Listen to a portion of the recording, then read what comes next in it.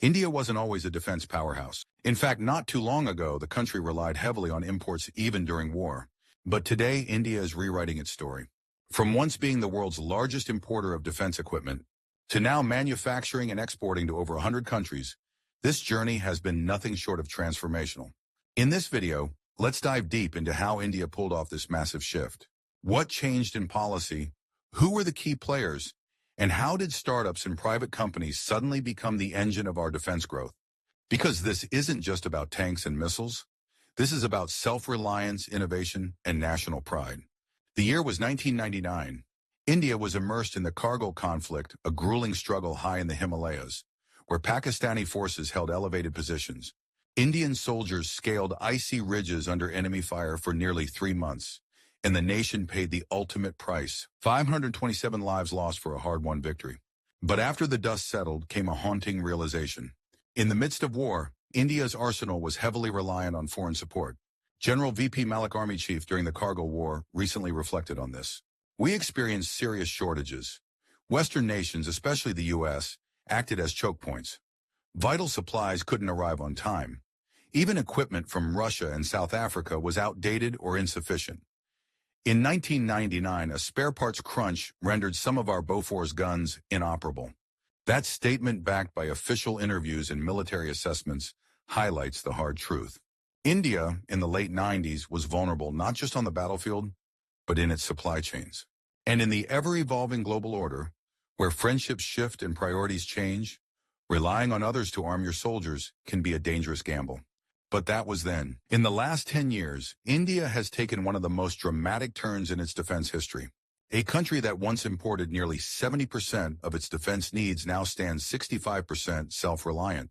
Defense production is up by 174%. Exports, up by 34x, reaching over 23,000 crore rupees in 2024 alone. From being the world's top defense importer, India now sells defense equipment to over 100 countries. How did this happen? Let's rewind a little further.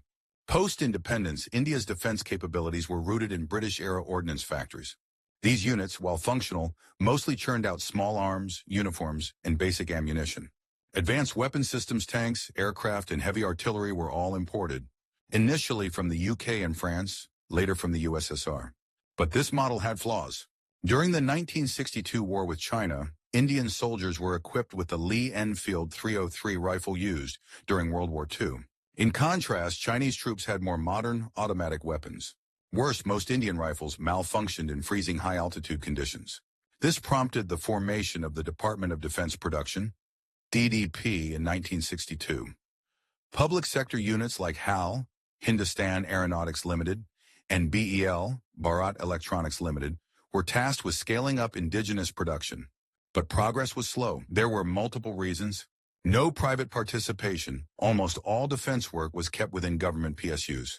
Without competition, innovation suffered. License Raj bureaucracy. The red tape of the 60s and 70s made approvals painfully slow. Delays became the norm. Low R&D investment. India's military R&D budget was minimal. Indigenous innovation never received the funding it needed. War after war.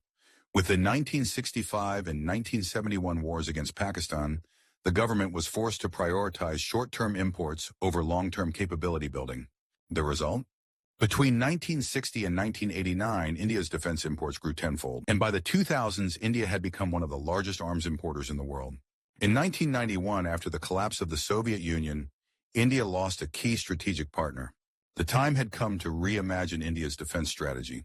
Prime Minister P.V. Narasimha Rao established a self-reliance committee under the leadership of Dr. A.P.J. Abdul Kalam. The goal? Increase domestic defense production from 30% to 70% within a decade. But ambition didn't translate into action. Policies remained largely unchanged. No big push came from the top. Bureaucracy and budget constraints slowed things further. By 2010, India's import dependency had peaked. Billions were being spent overseas while local industry remained underdeveloped. The real transformation began in 2014. With a new government came a clear strategic direction: Make in India. Shortly after, Aatmanirbhar Bharat, or Self-Reliant India, became the call to action across sectors. None more important than defense. Key reforms reshaped the landscape. New procurement category: Buy Indian iDEX. This gave first preference to Indian-designed, developed, and manufactured equipment. The positive indigenization list, a powerful move. This list now includes over 5,500 items, ranging from spares to complex systems like artillery guns and light combat helicopters. More than 3,000 are now being made in India. FDI reforms. The government raised the foreign direct investment limit to 74%, and even 100% in some cases, involving advanced tech transfer.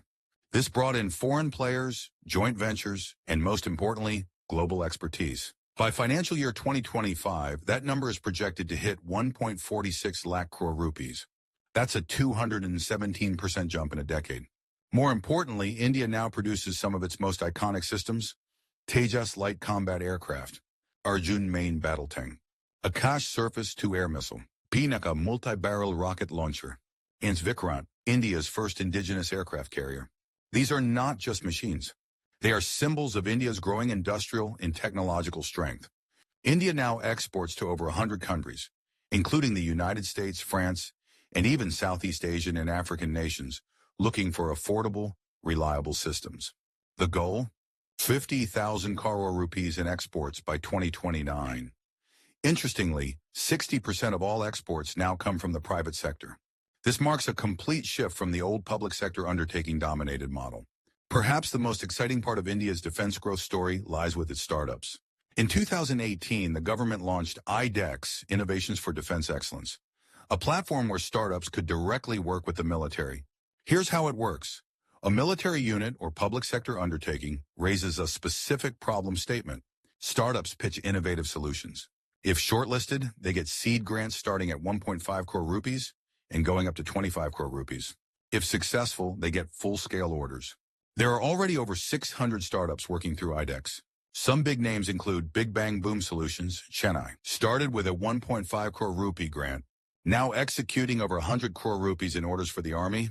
QNU Labs, Bengaluru, received an iDEX grant, now partnered with the Indian Army for secure communication networks. India has broken into the top 25 global defense exporters, but to catch up with the likes of the United States, Russia, and France, the next step is clear. Build for global markets. From shipbuilding to cyber defense, from unmanned drones to artificial intelligence-powered surveillance systems, Indian firms must now think global from day one.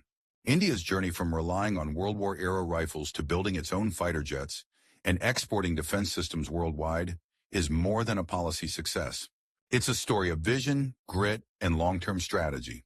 One driven not just by governments, but by scientists, soldiers, startups, and everyday entrepreneurs. As India steps forward in an uncertain global landscape, one thing is certain: a self-reliant defense ecosystem is no longer a dream. It's already taken flight.